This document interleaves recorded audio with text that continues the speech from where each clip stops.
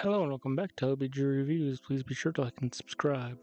Today we'll be talking about Thief Simulator, a game released in the mid 2010s that sees you taking on the role of a nameless thief who was bailed out of jail by a crime family known as the Lombardi, and then it is your job to go in and break into people's homes and steal things from them.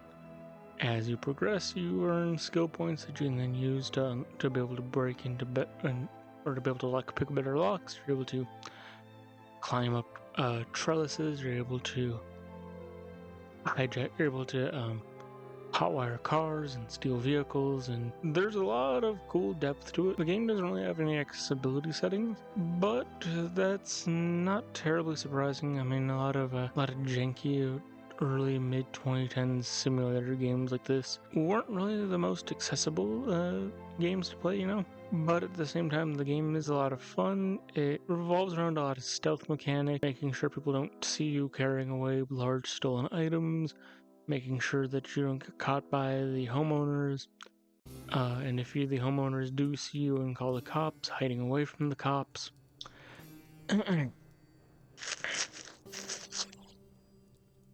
The game is just a lot of fun. As you progress through the game, you hit bigger and bigger targets. You then also eventually decide to turn against the Lombardis and basically create your own new base of operations that then you can decorate, and then also the game has DLCs that involves breaking into luxury homes and other things like that. It's a lot of fun. I'm mostly talking about it today because eventually I want to talk about Thief Simulator 2. It's not a game that I haven't played. It's a game that I haven't played a lot of, but I picked it up on a Steam sale not too long ago and figured, hey, if I'm going to talk about the second one eventually, may as well talk about the first one, And I just realized that I've only been talking for 3 minutes. So, let me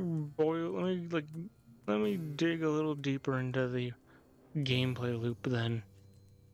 So the main gameplay loop is you go break into a house, steal as much as your inventory will allow you to carry, and then from there, you then have to escape without being seen and take all your stolen items to a pawn shop, or there are certain items that the pawn shop won't accept, so you have to go to a website on your computer back at your home called Black Bay. On Black Bay, you'll get paid for certain items that the pawn shop won't accept. And then from there, you take that money and you can use it to buy new gear that can allow you to break into different things or allow you to have different criminal skill sets with you. And as you progress, those different skill sets will be put to the test, breaking into tougher and tougher homes until eventually you beat the game. You know what? Next week we'll talk about Indiana Jones and the Great Circle. Fair warning, the performance of the game is very poor. Especially on my gaming laptop that I record all my videos and voiceovers on. Sometimes it's not even a slideshow, sometimes it's looking at a picture for a few seconds,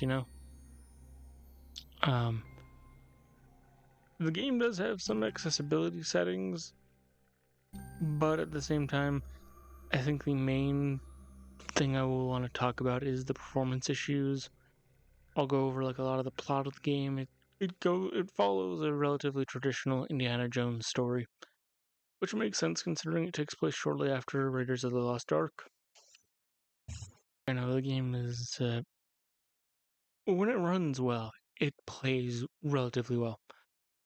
When it's at its worst, though, it is bad, dude. It is bad. See you guys then. Bye. Yes, 6 minutes.